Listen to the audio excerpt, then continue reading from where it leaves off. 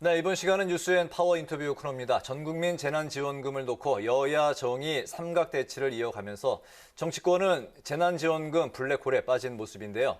한편 더불어민주당 대선 경선 일정이 연기된 가운데 대선 주자들은 검증과 네거티브 사이에서 아슬아슬한 줄타기를 하고 있습니다. 오늘은 한준호 더불어민주당 원내대변인과 관련 이야기를 함께 나눠보도록 하겠습니다. 의원님 어서 오십시오. 어서 오세요. 네, 반갑습니다. 네. 작년에 저희 뉴스에는 한번 출연을 하셨는데 네. 그때 이제 국회의원 당선되시고 초선 인터뷰 코너로 네, 맞습니다. 출연하셨는데 네. 역대 인터뷰 최단 시간이었다고 그랬나요? 왜 그랬을까요? 강아랑 앵커한테 이야기 들었습니다. 네. 뭐 사실 의원이 되고 나서 출연은 또 처음이네요. 네. 오늘 여러 가지 이야기, 현안에 관련한 이야기 많이 해주시기 바랍니다.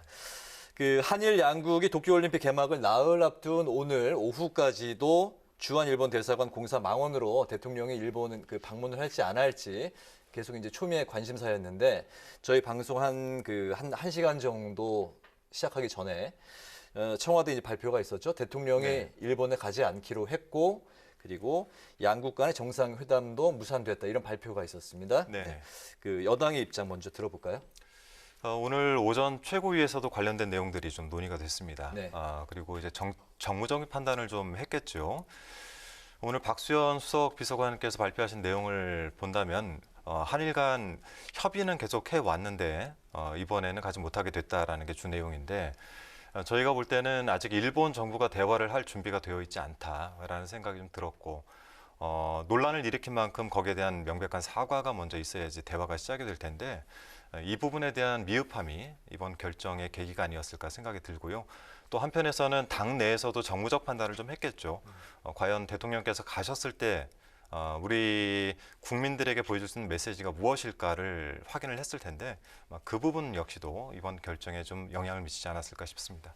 네, 여전히 정치권이 재난지원금 문제로 시끌시끌한데요. 네. 여당은 지급 기준 논란이 되자 소득하위 80%에서 전 국민 지급으로 선회를 했습니다만 먼저 홍남기 부총리가 80% 지급을 절대 고수하고 있지 않습니까? 여기에 대해서 어떤 입장이십니까? 그러니까 80%와 전 국민 재난지원금의 차이는 1.5조 정도로 추정이 되고 있습니다. 지금 이제 정부 여당에서 주장을 하는 거는 1.2조 정도의 캐시백을 돌려서 여기에 증액을 통한 1.5조의 재원을 만들어서 전 국민으로 가자라는 것이고요. 네. 우선 좀 국민들께 저희가 이야기할 수 있는 거는 당에서는 전 국민에 대한 기조를 흐트러뜨린 적은 없습니다. 네. 다만 이제 곡간직 역할을 하고 있는 기재부 차원에서 80%라는 거를 당정 협의를 통해서 제안을 해주신 거고 저희가 민주당의 지난 오랜 역사 이래 예결위 전에 정책 의총을 열어서 이 부분을 전체 의원들이 논의를 한 적이 없어요. 그만큼 상당히 중요하게 생각을 하고 이번 논의를 진행했던 거고 전국민 재난지원금이라고 당론을 결정한 이상 저는 이 부분에 맞춰서 갈 거고요. 한 가지 말씀드린다면 내일부터 예결위에 예결위에서 이제 논의를 20일, 21일 시작을 하는데 상임위에서 넘어온 예산안에 대해서 꼼꼼하게 챙긴다라고 한다면 전국민 재난지원금이 가능하지 않을까 싶습니다. 네. 이런 이야기가 있던데 부총리 해임 건의안 이 카드까지 꺼낼 가능성 실제로 있는 겁니까? 그렇지는 않습니다. 네. 그러니까 책임을 지는 책임자로서 정부 입장을 주장을 하시는 거고 저희는 이제 정치를 하는 사람 입장에서 이 정책을 제시를 하는 거죠. 이 양쪽에는 협상이라는 것이 남아있기 때문에 충분히 협상이 가능하다고 봅니다. 부총리 해임 건의안은 이제 없을 것이다. 네. 예, 이해하겠습니다. 넘어야 할 산이 이제 또 있는 것 같습니다. 이준석 이제 국민의힘 대표가 이제 합의 번복을 이제 한 상황에서 네.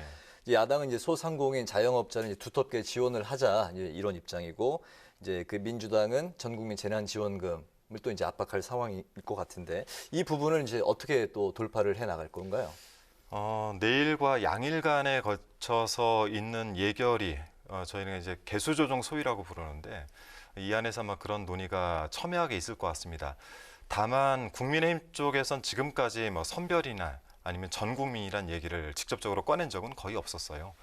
국민의힘 이준석 대표가 저희 송영길 대표하고 같이 합의를 하고 난 내용들 그 사이에서 100분 사이에 일어난 것이 선별 지원이다라는 명확한 메시지를 내기 시작한 거죠. 근데 다만 국민의힘이나 저희 당이나 가고자 하는 바는 피해를 받고 있는 국민들에게 두텁고 넓게 지원을 해주자. 그중에서 소상공인들과 자영업자들에게 두텁게 넓게 지원을 해주자라는 방향성은 같기 때문에 이것도 역시 저희가 설득을 하면서 가야 될 부분이라고 봅니다. 잘 될 거라고 봅니다. 네. 네, 또 앞서서 민주당이 경선 연기론을 꺼내들면서 좀 시끌시끌했었는데 분위기가 어떤지 궁금하거든요. 이거 방역도 잡고 또 흥행도 잡고 이거 다 가능한 거 아니냐 이런 분위기입니까? 우선 예비 경선을 시작하기 전에 한번 그런 논의가 있었죠. 그런데 예비 경선을 막상 해보니까 저희가 3번의 국민 면접과 4번의 토론회를 진행하고 나서 충분한 견인 효과가 있었다라는 게 증명이 됐어요. 그렇다 보니 너무 늦출 수는 없되 다만 방역 상황을 고려해서 저희 중앙당 선거관리위원회가 3주 연기론을 오전에 보고를 했고 그 보고 이후에 내부에서는 이제 추석이라든지 아니면 국감 시기를 감안을 해서 4주나 5주가 낫지 않겠냐라고 해서 그 절충안이 오늘 받아들여진 겁니다. 네. 그런 가운데 이제 여당의 대선 주자 투톱 이재명, 이낙연 후보 간의 이제 신경전이 점점 뜨거워지는 것 같습니다. 네. 두 후보에 대한 대세 후보 주위에서 때리기도 네. 점차 이제 가열되는 것 같고, 그래서 이제 나오는 게 이제 네거티브에 대한 우려가 나오고 있는데 여기에 대한 당내 분위기는 어떻습니까? 아무래도 네거티브는 뭐 지양을 해야 되겠죠. 그런데 두 후보 간의 각축전을 벌이는 것 자체는 당 경선 흥행에는 상당한 도움이 됩니다. 제가 지금 중앙당 선거관리위원회에 소속돼 있는데 네. 저희가 볼 때도 너무 조용한 선거보다는 상호 검증을 하는 선거는 반드시 해야 된다라는 입장을 가지고 있고 이 자체가 본선에 진출하시는 분에게는 백신이 될 거다라는 게 저희 송영길 대표의 생각이시기 때문에 상호 비방은 좀 자제를 하되 검증을 하는 것은 명백하게 해야 된다. 이를 통해서 경선이 좀 흥행을 해야 된다라는 입장입니다. 네, 또 야권 쪽도 살펴볼까 하는데요. 이 최재형 전 감사원장 이제는 야권의 잠룡이자 국민의힘 평당원이라는 소식이 붙었습니다. 그런데 또 속도전에 나서고 있는 모양이세고요. 또 윤석열 전 검찰총장은 좀 지지율이 주춤하는 그런 모습인데 이 두 대권 주자 어떻게 바라보고 계십니까? 두 분이 오랜 공직을 했다는 공통점이 있고 나오던 당시에 메시지가 또 비슷했고 그 시기에 했던 그 활동들이 또 비슷하셨어요. 우선 대선 주자로 나오기까지의 기대감은 분명히 있기 때문에 그게 초반 지지율엔 영향을 미칩니다. 윤석열 전 총장이 보여주는 것처럼 검증이 시작하면 본인이 입증을 못했을 때 또 국민들에게 대선 주자로서 비전을 못 보였을 때 국민들의 실망감이 크겠죠. 이게 아마 윤석열 전 총장에겐 아마 뭐 좀 대입이 된 것 같고 최 전 원장 같은 경우에는 이제 사무제를 끝내는 날 기자들 앞에서 본인이 국민의힘에 입당할 것이라는 것을 뭐 간접적이나마 메시지를 던졌습니다. 이제부터가 시작이죠. 이제부터 검증이 시작되고 또 당으로 들어갔기 때문에 당에서 같이 뛰고 있는 주자들에게 또 검증을 받을 겁니다. 그를 통해서 본인이 잘 입증을 하시기를 바라고 있습니다. 문정부 고위관료 출신 3명, 2명은 이제 등판을 했고 네. 1명이 오늘 또 등판 선언을 했습니다. 네. 김동연 전 경제부총리인데 제3지대 이제 출마 예정으로 지금 이제 알려지고 있네요. 이를 지켜보는 민주당의 그 시선, 입장은 어떤 건가요? 공이 3분이 공직을 오랜 기간 하셨기 때문에 공직자의 바로 정치로 출마를 하는 부분에 있어서는 우려가 큽니다.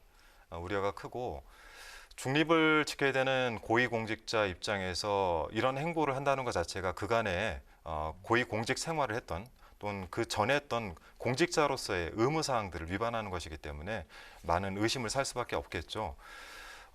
김동연 전 총리 같은 경우에는 지금 뭐 제3지대로 갈지 아니면은 대선으로 갈지 지방선거로 갈지 사실 명확한 메시지는 없거든요. 지금으로선 저희 당 같은 경우는 경선이 이미 시작이 되었고 그리고 국민의힘 쪽으로 가기에는 본인의 이제 명확한 색깔이나 그리고 비전 같은 것들이 잘 안 맞을 수도 있다고 저는 보고 있습니다. 그래서 당분간은 본인이 많은 분들을 만나면서 조언을 좀 듣는 그런 시간을 갖지 않을까 싶습니다. 네, 또 이번 질문은 약간 어려운 질문이 될 것 같은데요. 부동산 의혹 5인 탈당 문제를 아직 매듭짓지 못하고 있습니다. 네. 의원께서 과거 우상호 이 서울시장 후보 캠프 대변인으로서도 활동하셨고 지금은 원내 대변인으로서 이 문제에 대해서 좀 복잡한 심경이실 것 같은데 어떻습니까? 네, 뭐 직접적으로 한 분 말씀을 하시니까 네. 네, 우상호 의원과의 관계는 제가 깊기도 하고 제 정치적인 스승이시기도 합니다.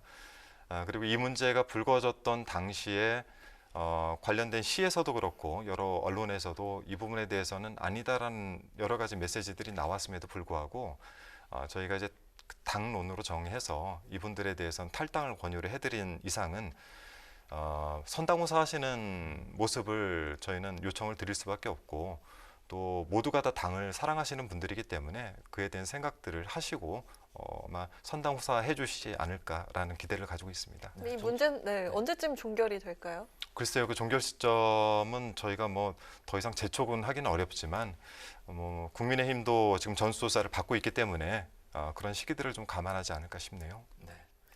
그 정치적인 스승이라고 하셨는데 네. 네, 선당 후사를 직접 부탁을 하셨습니까? 사실 뭐 출연 전에도 좀 뵙고 왔습니다. 오늘 네, 출연 네, 전에 네. 어떤 네. 이야기 나누셨어요? 뭐 관련해 가지고 앞으로 행보나 이런 것들에 대해서 이제 뭐 의견들만 주고받았는데요. 제가 여기서 자세하게 말씀드릴 수 없고 네. 워낙 당을 사랑하고 오랜 당 생활을 해 오셨기 때문에 뭐 이런 부분들을 좀 같이 감안하고 계시지 않을까 싶습니다. 알겠습니다. 네, 또 지금 대선 전국인 만큼 정말 원내 대변인으로서 정말 하루하루가 바쁘실 것 같은데 네. 어떻습니까? 요즘 네, 뭐 많이 바쁩니다. 많이 많이 바쁘고 바쁘시죠. 지금 원내대변인과 중앙당 선거관리위원회에서 또 이제 간사 겸 대변인을 또 겸임을 하다 보니까 여러 언론 대응들이 제 역할이기도 한데 네. 우선 경선이 잘 끝날 수 있도록 관리하는 것이 중요하고요.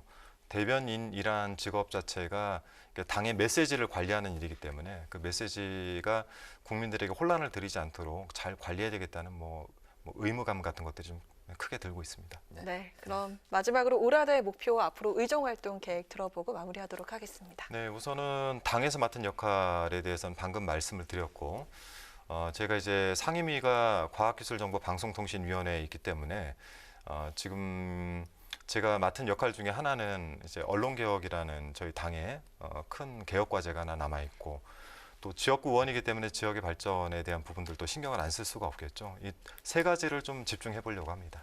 네.